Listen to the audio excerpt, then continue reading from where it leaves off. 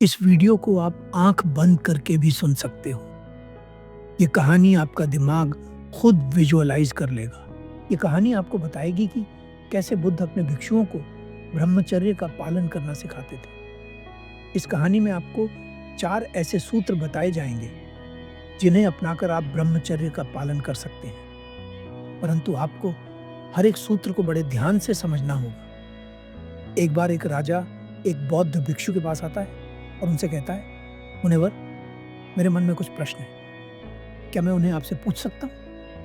वे बौद्ध भिक्षु उस राजा से कहते हैं, अवश्य राजन, आपके जो भी प्रश्न हैं वे आप मुझसे पूछ सकते हैं। वह राजा कहता है, मुनिवर, मैंने देखा है कि बुद्ध के ज्यादातर भिक्षु जवान और रूपवान हैं। कोई किसी राजा का बेटा है तो कोई किसी धनी सेठ का। भला जिसके जीवन में हर ऐशो आराम हो वह सन्यासी कैसे बन सकता है? भिक्षु उत्तर देते हैं, जब व्यक्ति देख लेता है कि सब कुछ पाने के बाद भी वह खाली का खाली ही है, तो वह सब कुछ छोड़ना चुनता है, और सब कुछ छोड़ना ही सन्यास कहलाता है। जब जीवन में पीड़ा इतनी बढ़ जाती है कि जीवन की हर वस्तु बेस्वाद लगने लगती है, तब व्यक्ति सन्यास ग्रहण करता है। वह राजा कहता है, तो इसका अर्थ है कि व्यक्ति पीड़ा के कारण सन्यास लेता है।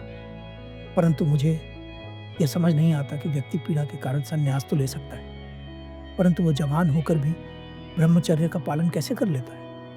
क्योंकि जवानी में तो काम वासना अपने चरम पर होती है। मैं जानना चाहता हूँ कि वह कौन सा रहस्य है जिसे बुद्ध का हर भिक्षु अपनाता है और काम वासना से ऊपर उठ जाता है। वे बौद्ध भिक्षु कहते हैं, 4 बातें हैं जिन्हें अपनाकर कोई भी ब्रह्मचर्य का पालन कर सकता है।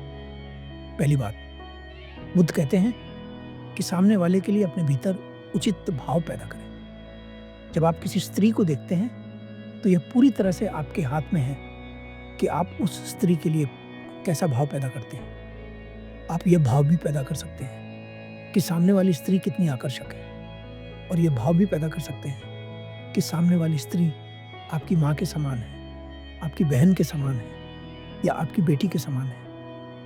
यह भाव कि स्त्री एक उपभोग की वस्तु है आपको आपकी ही नजरों में छोटा बना देता है, और यह भाव कि स्त्री के कारण ही पुरुष का अस्तित्व है आपको आपकी ही नजरों में एक अलग इंसान बना देता है। उदाहरण के लिए, आप अपने 4 दोस्तों के साथ एक रास्ते से गुजर रहे हैं। सामने से एक लड़की आ रही है। आपके 3 दोस्त उसे अलग भाव से देखते हैं और आप उसे अलग भाव से देखते हैं। अगर आप ऐसा कर सकते हैं तो आप सोच भी नहीं सकते कि आप अपनी ही नजरों में कितने ऊंचे हो जाएंगे, क्योंकि शरीर की तरफ तो जानवर भी आकर्षित होते हैं। मनुष्य वह है जो अपनी मनुष्यता को समझे। दूसरी बात, बुद्ध ने कहा है कि व्यक्ति सुंदरता की तरफ आकर्षित होता है, और आकर्षण के कारण ही काम वासना जन्म लेती है। कोई भी कुरूप व्यक्ति की तरफ आकर्षित नहीं होता। एक और सत्य है जिसे हम नजरअंदाज करते हैं। वो सत्य है कि सुंदरता के पीछे क्रूरता छिपी होती है।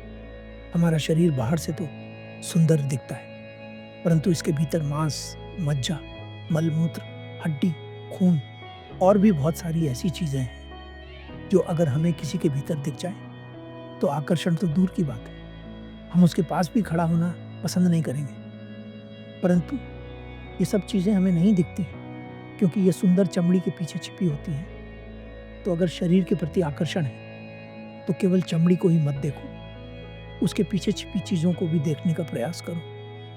यह एक साधना है जिसे बौद्ध भिक्षुओं को सिखाया जाता था। तीसरी बात, बुद्ध ने कहा है, अपनी इंद्रियों पर संयम रखो। ज्यादातर लोग संयम को दमन समझते हैं। संयम दमन नहीं है, संयम समझदारी है। बुद्ध ने कहा है, वही देखो जो देखने योग्य है, वही सुनो जो सुनने योग्य है, वही खाओ जो खाने योग्य है। यदि स्पर्श आवश्यक नहीं है तो किसी को स्पर्श मत करो। चौथी बात, ध्यान। अगर आप जान चुके हैं कि ध्यान एक ऐसा मार्ग है जिस पर चलकर आप अपने दुखों से मुक्ति पा सकते हैं, तो इस मार्ग पर नियमित रूप से चलते रहें। इस पर चलना बंद न करें।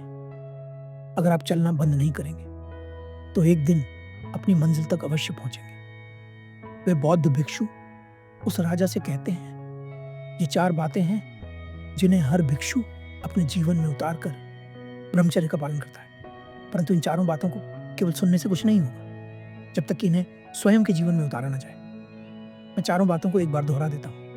1, अपनी नज़र को सही करना। 2, इस शरीर की सच्चाई को देखना। 3, संयम रखना। 4, ध्यान करना।